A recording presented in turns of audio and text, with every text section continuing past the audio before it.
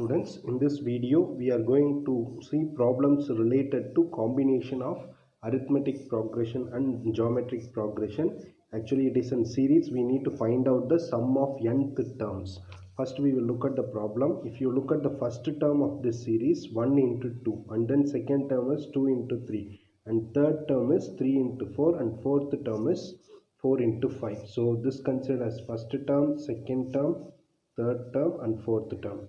If you observe these terms, each term's first one will be forming an AP 1, 2, 3, 4. And if you observe the second expression in each term, they form another AP. So it is the combination of two APs. In order to solve this kind of problems, we need to find out the nth term of this expression, and then we will have to apply some mathematical tools to find out the answer. First we will find out the nth term of the series.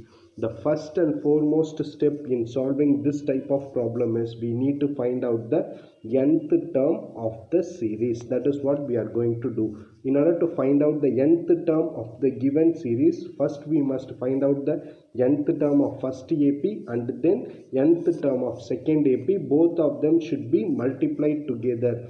Nth term of the first AP into nth term of the first AP and second AP forms this nth term of the given series. So that is what we are going to do. If you observe it, there are two APs as I said already, 1, 2, 3. The first first part in each term forms in this AP and second term forms this AP. Hence nth term of the given series, this entire series is equal to nth term of the first AP into nth term of the second AP. You know that 1, 2, 3, 4 means its nth term is n, and nth term of the second AP can be calculated using, we know the formula that Tn is equal to a plus n minus 1 into d. We are just applying that formula in the second AP. A value is equal to 2, n minus 1 into, in place of d we are substituting 1. Hence when we simplify it, we get the nth term of the second AP as n plus 1. In order to get the nth term of this entire series, we need to multiply the nth term of the first AP into nth term of the second AP. After doing this, we must simplify it. So when we multiply this in n inside the bracket, we get n square plus n. Hence nth term of the entire series is equal to n square plus n. Now we calculated nth term. Our aim is to find out sum of n terms. From first term to n terms we have to add. Hence it can be represented as Sn, which is equal to summation of k is equal to 1 to n, k 1 to n and ak. When nth term is given by n square plus 1, kth term is given by ak is equal to k square plus k. In place of n we have to substitute k. So we are getting ak as k square plus 1. So summation of 1 is equal to 1 to n k square plus k. Now if you expand this like k, if you substitute k is equal to 1 means we get 1 square plus 1, right? And then in this summation sign indicates plus sign, and then we need to substitute k value as 2. So it is equal to 2 square plus 2, and then for the summation sign we have to put plus sign, and then k value should be substituted as 3. So we get 3 square plus 3. Like this it should be written, and finally we will get n square plus n. This summation is equal to summation of this expression. I hope you can understand this. Now what we do is we distribute the summation side. So we get summation of k square from k is equal to 1 to n plus this plus sign is written here, and then summation of k is equal to 1 to n k. We know that in place of k we can substitute 1. So we get 1 square, and then if we put then we have to put plus sign for this summation sign, and then k value is equal to 2 means we get 2 square, and this for this summation we will put plus sign, and then k value goes to 3, and then we get 3 square. Like this it goes up to n. So we will get this. We know that 1 square plus 2 square plus 3 square up to n square is equal to n into n plus 1 into 2n plus 1 divided by 6. That is what is written here.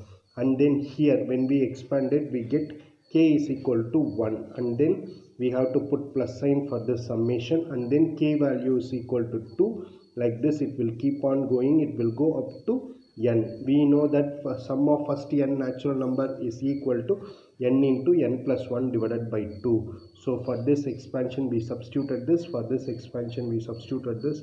This plus sign is written as it is. Now we need to do the simplification. If we observe these two expressions, n into n plus 1 by 2 is common in both these two terms. Hence we are taking n into n plus 1 by 2 as common, and then we get into 2n plus 1 divided by 3 plus 1 by 1. Then we can do the cross multiplication inside the bracket.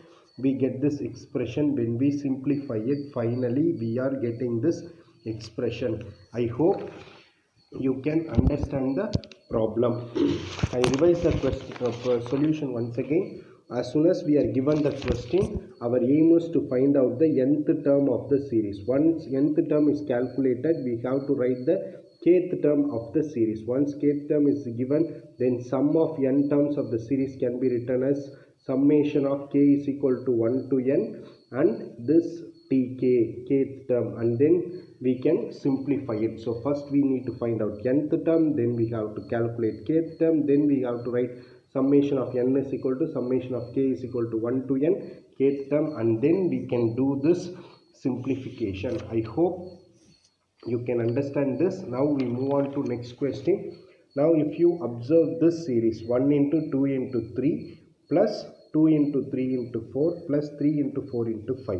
Now if you observe it, the first term contains product of 3 numbers, and second term contains product of 3 numbers, and again third term also contains product of 3 numbers. If you observe the number which is placed in the first one, it forms an AP. That is, first AP contains 1, 2, 3 and so on. If you observe the numbers which are in the second place of each term, forms another AP. So second AP is equal to 2, 3, 4, and then the third place is forms another AP 3, 4, 5.